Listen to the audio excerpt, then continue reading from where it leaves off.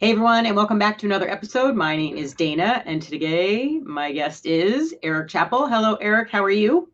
Hey, Dana, good. How about you? Good. We have quite the topic today, but before we get started, you want to take a minute and just kind of share a little bit about you, what you do, your Yeah, history. sure. Uh, well, I am CEO of THA Security. We're a governance and compliance company focused in cybersecurity within the healthcare community primarily. My background goes back, gosh, I started nerding out real young age. Joined the Navy right out of high school, and then was recruited in a roundabout's way into the cryptology program for the NSA, where I was doing direct support for many years in support of their missions as a Navy asset. And then, I left there and went to work for Space and Naval Warfare Command as a program manager or an assistant program manager to the Naval Integrated Networks. Learned a whole lot more there, always with a focus on security. We're talking, gosh, that was over 20 years ago. Um, and led me up, recently to where I came to work for Tim Hoffman, the founder of our company. And then when Tim went into semi-retirement, because he's still pretty engaged, but semi-retirement, I took over the company, and we're just trying to help educate people, help them get compliant and secure, and empower them to go out and, you know, battle against the threat that is ongoing. Hmm, that's for sure. Well, we have a very interesting topic today, and it is cybersecurity legislation. And there is a lot of it going on out there. So Yeah. Eric's going to educate us all, and we're probably going to all want to run away when we get to the end of it. But one of the biggest questions I think everybody probably wants to know is how do you become aware of any of this legislation? Where do you look this up? How do you even find out or begin looking for anything? That is actually a great question. To be honest, it depends on politics. So I got engaged with this, tracking some of this legislation. Obviously, as doing cybersecurity and compliance within healthcare, I keep my eyes at the news every morning. And last March, the day after President Biden gave his State of the Union address, I was reading through, I think it was the Washington Post, and like third, fourth page back, I see that the Senate had unanimously passed cyber legislation just hours before the president spoke.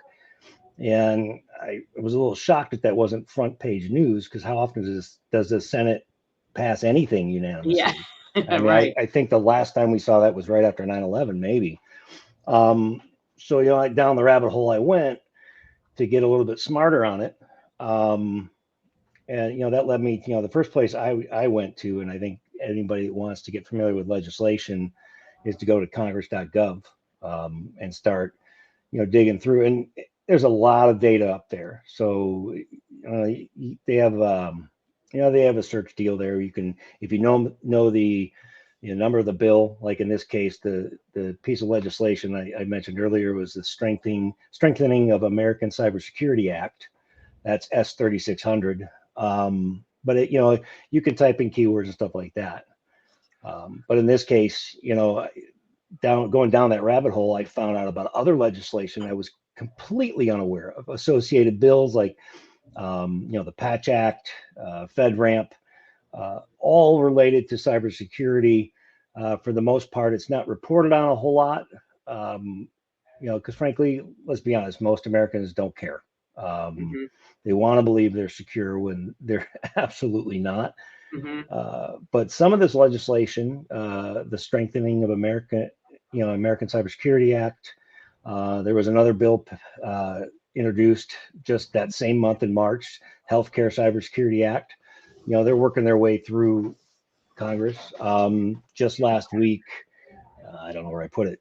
Department of Energy. Well, a bill was introduced to the floor about cyber incident reporting for Department of Energy. Um, and the big issue I think with all these bills is trying to track them is they're conflicting. You Hmm. know, I think people are becoming aware of CISA, the Cybersecurity and Infrastructure Security Agency, which is underneath Homeland Security. I think it was 2015, a law was passed that kind of created the establishment of that agency. But just in the last 18 months, they've really come into their own, and obviously for obvious reasons, really engaging. And I'm hoping people are aware of CISA, because from a business perspective, CISA is now getting into private sector, and I really think that's necessary. Unfortunately, I do, because we in the private sector, myself included, typically don't put we put our focus on the bottom line, and we don't if it's not cost effective, we'll lean away from it. And I think we've been doing that in the private sector far too long. That we have created an environment that is just wide open to cyber threats, wide open. Yep. So I don't know if I answered the question appropriately, but I there's a ton of other legislation. I mean, I've got folders over here that deal directly with my industry, but there's other stuff. I've been talking to other people. There's a ton of other legislation with Department of Energy. There's stuff going on with obviously supply chain. That's a big one. There's changes, as I'm sure you know, coming with CMMC in the defense industry, which that seems to be still confusing, but there's a lot of stuff going on, and I think we just need to make people aware of it so they can engage with the legislation that impacts them directly. Mm-hmm. So where does the legislation stand with regards to becoming a law? What phrase of the steps is it at, I guess? Currently, the S3600, the Strengthening of American Cybersecurity Act, went over to Congress on the 2nd of March, I believe it was, and has not yet been assigned to a committee. So it's kind of at a standstill. When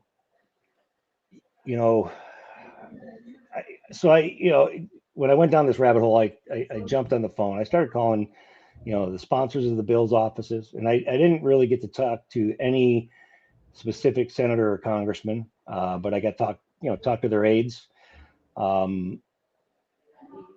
It looks and it appears that the Strengthening of American Cybersecurity Act is probably dead as it stands. They were kind of waiting for the midterms, which just happened. And I'm not going to get political on that, because I'm staying out of that one. But there are some of the things that happened. So prior to this year, the Senate had introduced a ton of different legislation. And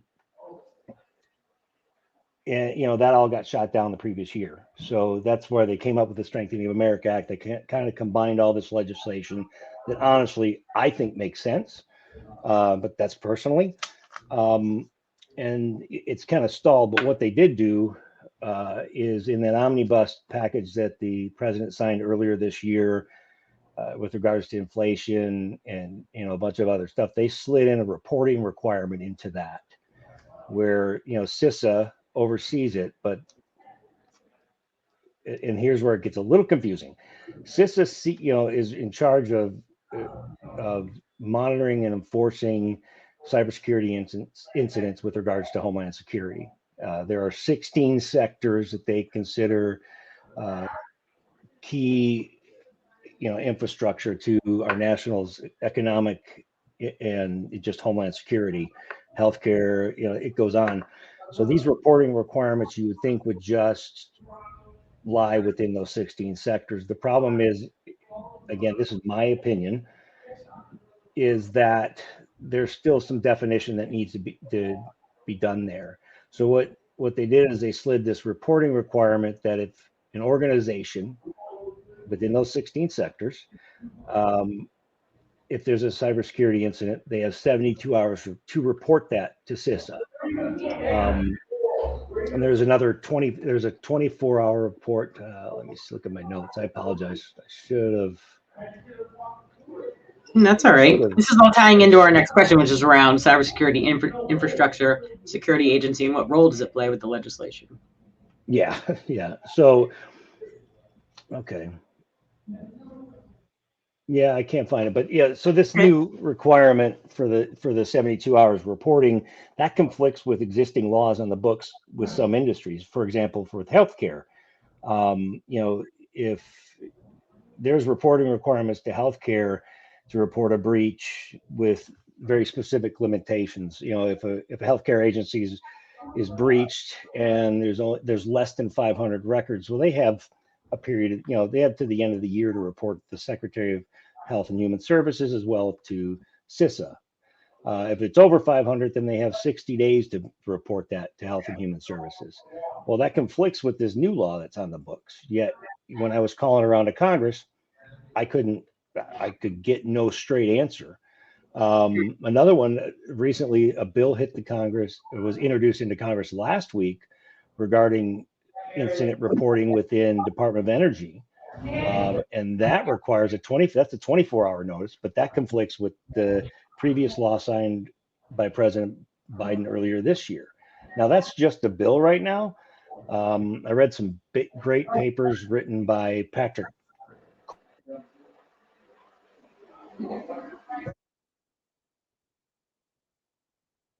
I read it and I kind of reached out to him.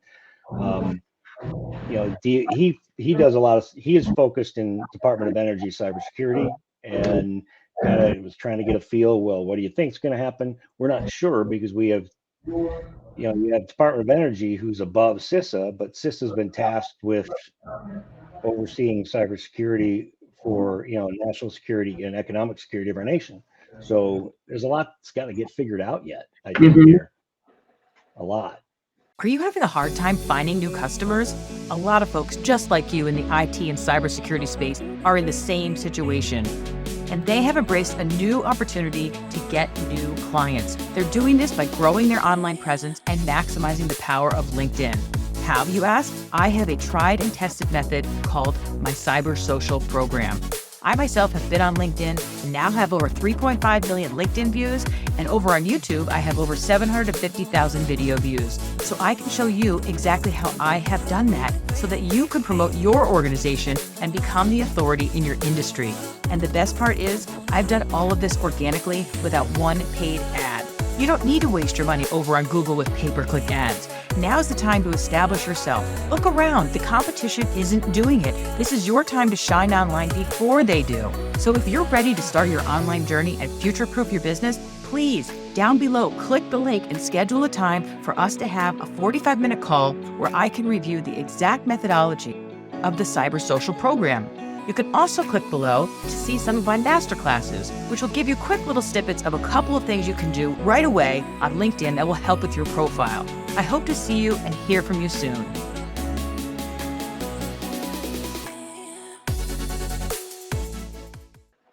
Well, and it's going to be interesting to see, like you said, these bills contradicting. This is all new. All this cybersecurity stuff is all new. So as far as, okay, well, this is a good idea. And then somebody else puts another one in, changes the hours that something needs to be reported or whatever. But the other thing is that the people that are putting this together are not necessarily technology people or understanding how exactly all this stuff really works.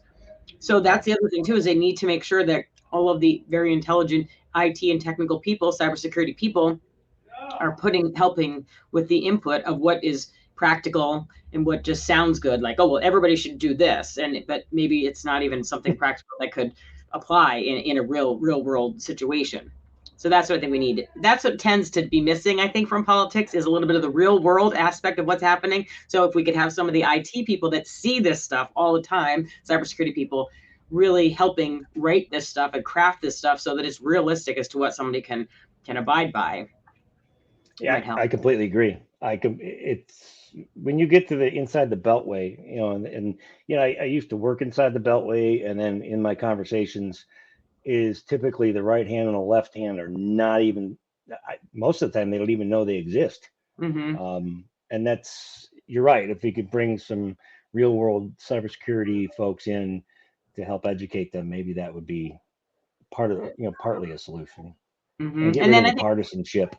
Yeah. Well, one thing I think is going to be interesting is like you said, CMMC. So CMMC, if they get that kind of established, they deal with it with the DoD, and then and I would think this makes sense, right? Let's just use the same framework for everybody else. So that way now we're kind of spreading it around. I mean, instead of having all different frameworks for all these different agencies, that doesn't seem to make any sense. And then you can kind of cross mix with assessors and all that kind of stuff. So it'll be interesting to see what happens with that, and how this is, ties into our next question is, how is all this going to wind up affecting the private sector?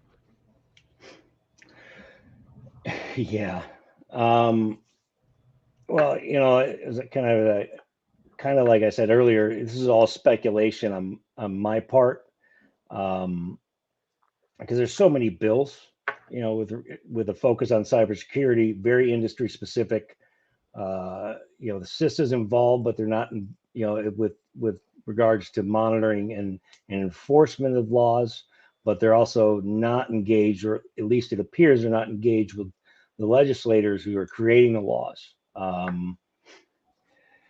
So from a private sector perspective, I would speculate that we're going to have to, legislation is going to require more spending in cybersecurity. That I think will be, that's where it gets a little sketchy, because, federal government can oversee and tell federal, like with CMMC, completely, that's necessary for defense contractors, to be regulated and overseen.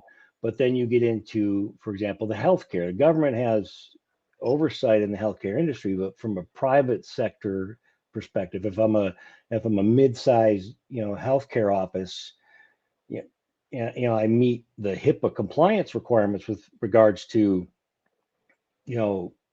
protecting my patient's data. But now I think what's going to happen is, because of the increase in the ransomware attacks and everything, I think these existing laws are going to be amended likely, and we're going to have to increase our security posture in the private sector, and that's going to cost. So ultimately, that cost will be obviously passed on to the clients, right? I mean, that's how I kind of project it. I would say that, again, this is all speculation. I personally think we should be acting now, and I think it's on private sector. I don't want the government up in my business. So I personally, I meet, we make sure we're compliant with the laws and everything else, but we take additional steps to make sure that we take care of our clients' data above and beyond what, the legal requirements are. But let's be honest, most private sector companies don't focus on that. The CFOs are all focused on the bottom line. But this is going to be shoved down our throat. So the question really is, do we want the government telling us what to do, or should we in the private sector step up to the plate and drive the ship, rather than having the government drive the ship and we just are passengers? No, that's a very good point. And the other thing is, I always say, nothing's a big deal until something happens, right? So they're passing laws, whatever, and you're like, whatever, I'm not really paying attention. But then when something happens, and now all of a sudden your feet are being held to that fire, and you're like, that's what the requirement is, that's what the regulation is, I had no idea. And then it's fines and fees, and you're probably going out of business and all that kind of good stuff anyway. So it'll be interesting to see how this all plays out. Yeah, well, it's cool that you mentioned fines and fees. So I did, and I was taking a class 2 years ago when I first came over working for Tim. It's a management class. So we had this project, and since I'm working in the healthcare industry, I was curious. So I did a comparison of the fines that are levied against healthcare organizations, against what what their annual revenue was. And what I found, and I think this is what's going to change, but what I found 2 years ago, and to give you a scope of it, I went from 2015 to 2020 and did this comparison, is that the fines levied against organizations that didn't comply with government regulation was like 1/100th% of their annual revenue.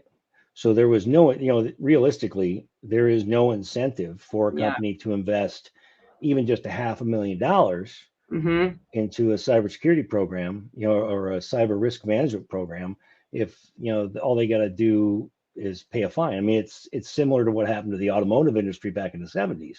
They knew they were building some shoddy cars, but they were willing to pay the lawsuit fees because it was cheaper to do it that way in their mind than actually build solid cars, right? And I think we're in the same situation, but I think that with everything going on today, especially like, for example, in my industry, going to healthcare again, and I don't know if you haven't been tracking the healthcare, the Australians were just hammered by a ransomware group. And it was pretty cool. The government, the government created this task force of 100 people to essentially hack the hackers. And they refused to pay the fine. And one of the things there was a discussion on LinkedIn about this. And one of the things I agreed with what they're doing. Yeah, we should become more offensively proactive. But in doing so, I said, but you also have to change your defensive strategy at the same time, because as you push back, there's going to be pushback. So the Australian government didn't pay the fine, and the ransomware folks, well, they released some of the data. And these are patient records, and that's horrible. That's coming to our shores here in the U.S. without a doubt. So I think some of this legislation with regards to enforcement, we're going to see those fines increase, and quite possibly some criminal, people going to jail. I don't wish that on anybody, but if you've got my personal data and you haven't acted responsibly, well, then maybe you should pay. I don't know. I don't know what the answer is. There's definitely fines aren't doing it. We've been trying, since HIPAA was created back in 1996, fines were levied for failing to be compliant with and protect your patient's data. Well, that hasn't done it because people are still not doing what they should. I mean, Common Spirit was a reach and breach just a month and a half ago, and they're still trying to recover from that breach. And that's millions of patients' data right there that have been breached and sitting in the hands of bad actors. Yep, and I can tell you what's not working. What we're doing right now. I think that's a definition of insanity, right? Doing the same thing over and over, expecting different results. Exactly. Yeah. Exactly. Well, it will be very interesting to see where this all winds up heading. But thank you for bringing it up for our attention to be, thinking of stuff like this. Well, I hope that my biggest thing is I think people, not just in industry, but individuals really need to be engaged in this. I follow you, and a lot of the stuff, like I think you just put out something about our kids' credit. Absolutely, it's not something I would normally think about it, but you're spot on. I don't know. I got a 12-year-old little girl. She should have zero debt as far as I'm concerned, but I've got to go out and look at it. But most people don't think like that, and now our government's thinking about it. So we should really be paying attention to what our government's going to shove down our throat.